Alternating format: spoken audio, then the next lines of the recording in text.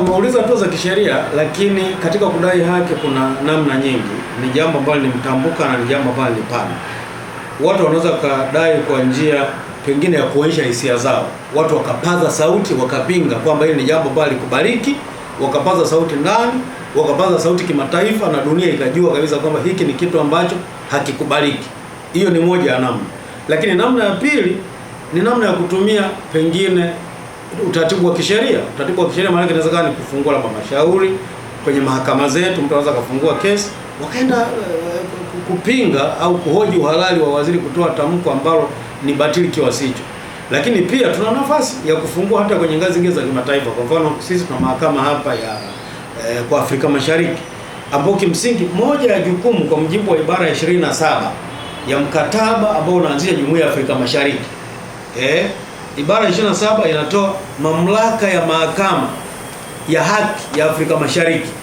Mojawapo ni kusimamia utawala bora, good governance, lakini wana jukumu la kusimamia utawala wa sheria au rule of law. Haya mambo yote unakuta yameingia. Sasa na ukiangalia haya yaliyotokea yote, unakuta tayari yanaangukia kwenye vipengele hivi. Yanagusa utawala bora, yanagusa utawala wa kisheria. Kwa hiyo bado watu wana uwezo wa kuchukua nafasi za kwenda mahakamani, wanaweza kuchukua mahakama za ndani au pengine hata mahakama za nje, lakini na hatua zingine ambazo watu wanaweza kufanya ambazo za muhimu, kwamba watu wanaweza kaendelea kupaza sauti na kuonyesha hisia kwa namna mbalimbali ambao wanaweza kufanya mpaka pale ambapo itafika mahala labda tutaweza kusikilizana kama taifa, tukaweza kurudisha heshima ya taifa na tukaendelea na mazingira ambayo tuliyazoea. Na mimi sijaona haja kwa nini tumerudi huko, kwa sababu kumbuka tulishakuwa na changamoto kutoka mwaka 2016 na 17 wakati wa awamu ya 5. Mheshimiwa Rais wa awamu ya 6 wakati ameingia akaja akasema hapana, lile katazo la mikutano tumeliondoa, vyama vina haki ya kuendelea kufanya mikutano. Sasa tunajiuliza hili jinamizi ambalo limejificha nyuma, ambalo linaweza kaiumbisha nchi, likaenda kinyume na tamko ambalo Mheshimiwa Rais alilitoa na akawaahidi wa Tanzania kwamba haki yao ya kidemokrasia ya kikatiba, kwa sababu hili sio ombi, ni haki yao, kwamba aliahidi kwamba atalinda hiyo haki, watu waendelee kuitumia. Waziri amepata wapi ujasiri wa kuweza kuizuia haki ambayo Mheshimiwa Waziri alitamka kwa hadhara ya kuruhusu hiyo haki iendelee kuwa? Sasa hii mimi naweza nikasema kwa tafsiri, inawezekana na tafsiri nyingi. Pengine inawezekana hii mimi nikasema hii ni namna ya kuhujumu pengine tafsiri ya Mheshimiwa Rais. Kama kwetu tunataka kulinda tafsiri ya Mheshimiwa Rais, tusimuingize kwenye vitu ambavyo vitasababisha aendelee kuonekana kama ni mtu ambaye haamini kwenye utawala bora, haamini kwenye haki za watu, haamini kwenye utawala wa sheria.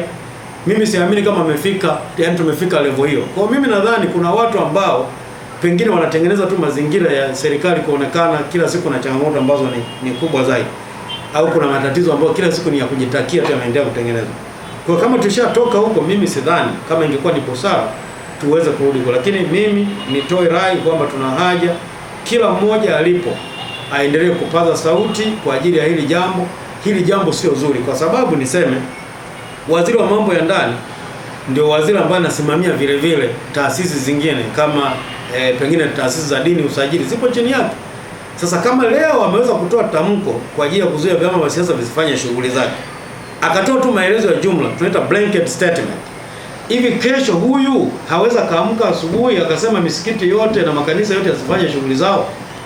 Ni nini ambacho kinamzuia? Tunasema kama unaweza kutembea kilomita 1, ni nini kinakuzuia kesho kutembea kilomita 1.5, kilomita 2, kilomita 20? Kuna jambo gani la kuzuia? Kwa hiyo jambo pekee ambalo linaweza kutuzuia ni kuhakikisha tuna vindicate, kusimamia misingi ya katiba, kwamba tusiruhusu mtu aende kinyume na sheria ajifanyie anavyotaka yeye. Tukiendelea hivi tukaamini kwamba sasa hivi amelenga vyama vya siasa, kesho na wahakikishia atakuja kulenga taasisi zingine, ambayo inawezekana kesho ukajikuta hata uhuru wetu wa kukutana tukaabudu ukaja ukapotea. Tukajikuta kila mtu anaabudia nyumbani. Ukiuliza atasema waziri ameona tu ameagiza kwa sababu kuna sababu za kiusalama ameziona, au akaagiza tu taasisi fulani, pengine anaweza kaagiza hata SACCOS kwamba kwa sababu ya usalama haturuhusu watu angalau kuanzia 2 au 3 wakusanyike, hata kama ni SACCOS mnaenda kwa ajili au vikoba vyenu. Anaweza kafika hiyo level, kwa sababu nani atamzuia kama tukiacha hiyo? Kwa mimi nafikiri njia iliyokuwa sahihi ni kuhakikisha tunamkumbusha Mheshimiwa Waziri na kumrudisha kwenye msingi na kumwambia haya hayakubaliki, sio sawa.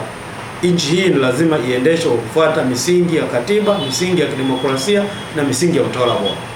Je, uhuru wa vyama vya siasa unalindwa vipi na katiba ya Tanzania? Sasa ulinzi wa haki za watu ni jambo ambalo ni pana, lakini ulinzi wote wa haki kwanza unaanza kwa kutajwa kwamba kitu kisha kuwepo kimewekwa kwenye sheria. Haki ya kujumuika, haki ya mikutano, haki ya kutoa maoni ipo kwenye katiba, ipo kwenye vyama vya siasa, ipo kwenye sheria ya polisi na polisi wa wasaidizi, ipo kwenye PGO na ipo kwenye mikataba mbalimbali ya kimataifa ambayo Tanzania imesaini, ikiwepo ni mkataba wa haki za kiraia na za kisiasa wa mwaka 1966, lakini vile vile upo kwenye tamko la dunia la haki za binadamu ya mwaka 1948. Kwa kitendo cha kuwepo tu kwenye sheria, huo ni ulinzi namba moja.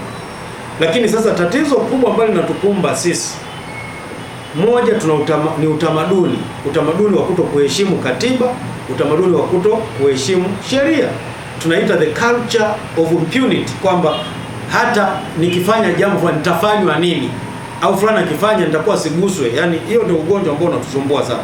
Sasa huu unasababishwa na nini? Kwamba tuna mifumo ya kisheria na ya kikatiba ambayo inatengeneza vyombo mbalimbali. Hivi vyombo havina udhibiti, havina mekanizmu ya kusababisha kila chombo, kila mtu kwenye nafasi yake awajibike. Yaani kwa mfano, waziri anapokuwa amepitiliza mamlaka, akatoa tamko ambalo limeleta madhara kwenye taifa, katiba yetu na sheria yetu imeweka mekanizmu gani kwamba tunamshughulikia? Pengine itakuwa poteza sifa za kuwa mbunge na sifa za kuwa waziri. Tungekuwa na hicho kipengele na utaratibu huo, maana yake automatically angejikuta waziri hawezi akapitiza mamlaka kwa sababu anajua ugali wake utapotea. Lakini cha pili, IGP, OCD au polisi mwingine ambaye anakuwa amepokea tamko haramu au maagizo haramu na kuyatekeleza, sheria inasema nitakuwa fanywa nini? Tutakuwa na utaratibu kwanza wa kumlinda asiweze kuingia, lakini pili, akikiuka tumfanye nini?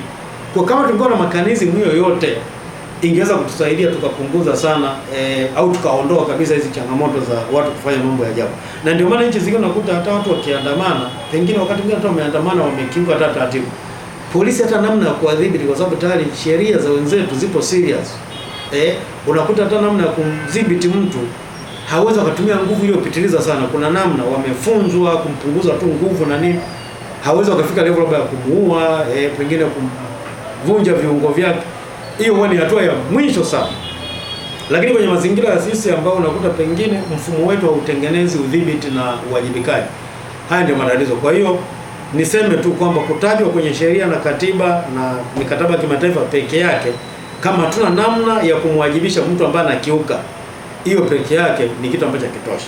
Kwa ambacho nasema ni kwamba katiba yetu haina mfumo wa kujitetea au wa kujilinda yenyewe, na sheria zetu zina changamoto hiyo ya kuto kujilinda wala kujitetea. Na ndio maana Rais wa awamu ya 5 aliposimama tukisema nimezuia vyombo vya siasa visifanye shughuli zao, baada ya hapo hakuna chochote, maana alikiuka katiba ya nchi, lakini hakuna hatua yoyote ambayo ilichukuliwa mpaka leo tunazungumza. Lakini tukikuwa na nchi ambayo inasema ukikiuka katiba, pengine ipigwe kura kutokuwa na imani kwamba huyu kiongozi ambaye amefanya vile, maana yake nitakuwa wajibika. Lakini pia ukitaka kufanya hivyo inategemea, je, una bunge ambalo limepatikanaje? Una bunge huru? Kwa sababu pia hilo una bunge liweza kuwajibisha serikali kiwango hicho, maana yake hizi sheria zinategemeana. Kwa hiyo ukiwa na sheria na utaratibu wa uchaguzi ambao ni mzuri, utapata wabunge ambao wanatokana na matakwa ya watu, utapata viongozi wa nchi wakuu, rais ambaye anatokana na matakwa ya watu. Kwa hiyo mwisho wa siku kura ya mwananchi itaheshimika. Kwa hiyo mtu akitaka kufanya jambo lote kinyume ataogopa wananchi. Lakini sasa hivi tumetengeneza mfumo ambao ni ombwe, ambao kiongozi hawaogopi wananchi, lakini wananchi wanaonekana ndio wanatakiwa muogope kiongozi. Kwa hiyo ndio maana kiongozi anaweza kufanya lolote na anajua haweza kufanya lolote. Kwa nini? Kwa sababu tayari tulipofika mara tukaua nguvu ya kura ya mwananchi na heshima na nafasi ya mwananchi. Kwa ibara ya 8 ya katiba ambayo inasema mamlaka yanatoka kwa wananchi, sasa hivi imebakia maneno tu ya kwenye karatasi, lakini imeshapoteza mantiki kwa sababu katiba yetu haina namna ya kuweza kujilinda. Je, ni mapendekezo gani ya kisheria au kisera yanaweza kusaidia kuimarisha demokrasia na kupunguza migogoro ya kisiasa nchini Tanzania? Na mimi kwanza ninacherea hata kuita ni migogoro ya kisiasa. Mimi nasema tatizo tulikuwa nao ni ombwe la uongozi, ni ombwe la ukiukwaji wa katiba na sheria za nchi. Kwa namna pekee ambayo kufanya ni kutengeneza katiba ambayo inaweza kujibu haya maswali yote ya msingi, katiba ambayo ni ya wananchi, katiba ambayo ni imara, katiba ambayo itatengeneza vyombo ambavyo vinadhibitiwa na wananchi, sio kwamba vinadhibitiwa labda na rais au na mamlaka za uteuzi. Ionekane kabisa tuna vyombo ambavyo kila chombo kikaa pale kinaona kimetokana na wananchi, kiweze kuwaheshimu wananchi. Bunge ambalo linatokana na wananchi, ambalo linawasikiliza wananchi. Ni tofauti na sasa hivi utaona hata mbunge akisimama, sijaona mbunge yote akiwapongeza wananchi ambao labda wamemchagua. Kila mtu anaenda pale anatumia muda mwingi kupongeza Rais wa Jamhuri ya Muungano wa Tanzania. Sasa unajaribu kujiuliza kwa nini muda mwingi tutakao tukae kwa ajili ya kumpongeza rais badala ya kupongeza wananchi? Na imefika mara hata mwingine akimkosoa rais, kuna mtu anasema sitakubali mtu anayemkosoa rais, tutaenda kupingana naye. Sasa unajaribu kujiuliza, rais ni mtumishi wa wananchi. Na mimi naamini rais angependa, kwa sababu anapokosolewa, kukosolewa maana yake ni kioo. Pengine kuna mambo, rais ni mwanadamu. Kwa hiyo nadhani kuna vitu wa kuviona, lakini watu wakiongea nasema okay, kumbe kuna mtizamo huu, ngoja nijaribu kuangalia. Kwa hiyo kunyima nafasi ya ukosoaji maana yake ni kumnyima mheshimiwa rais nafasi ya kujifunza zaidi na kuona kuna mambo ambayo itakuwa kuboresha zaidi. Kwa hiyo mimi sioni kama ni jambo ambalo lina afya sana. Kwa hiyo lazima tutengeneze mfumo ambao wananchi watakuwa na sauti yao itaheshimika, kura wananchi itaheshimika, alafu kuwepo na udhibiti wa kutosha, na mtu atakaye kiuka sheria au katiba, tuwe na mechanism au mfumo ambao utapelekea aweze kuwajibishwa kwa ajili ya hiyo. Tofauti na sasa hivi ambapo mfumo wa kulindana au impunity umekuwa ni mfumo wa wazi, kwamba kuna watu wanakuwa ni untouchables, kwamba anajua hata kifanya lolote hakuna wa kumfanya lolote. Sasa mkiwa na taifa la aina hiyo, ni taifa ambalo ni baya na ni taifa ambalo linatengeneza mwanya sasa baadaye, kwa sababu mkifika mahala kwamba mifumo iliyopo watu hawaamini kama itatoa utatuzi wa changamoto zao na matatizo yao, watu wataanza kufikiria namna nyingine. Kama ni kijijini, kwamba pengine wanategemea ofisi ya kijiji, kama ofisi ya kijiji haiwasaidii kijijini, mtu mwingine anayeamini kwenye ushirikina angeza labda twende kwa mganga, labda karogi, anatafuta hiyo njia. Hasa kwenye taifa watu wataanza kutafuta namna nyingine. Ndio maana watu wanachukulia sheria mkononi wakati mwingine.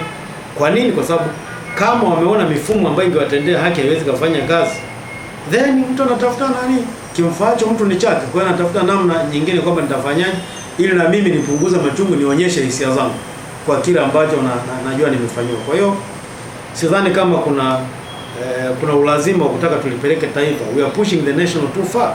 Kwa hatuna haja ya kulisukuma taifa lifike kwenye level hiyo, ambao nadhani baadaye inaweza kuwa ni gharama kubwa sana kuja kurudi kwenye misingi yetu ambayo tumejiwekea awali. Hatua kama hizi za viongozi wa serikali zinaathiri vipi ushindani wa kisiasa, hasa kuelekea katika maridhiano? Zinaathiri sana kwa sababu unajua tunapoenda maridhiano yanahusisha kukaa pamoja, kuzungumza, kuelewana, kwenda pamoja, lakini ili mfikia yote yana kitu kimoja cha muhimu kinaitwa kuaminiana au trust.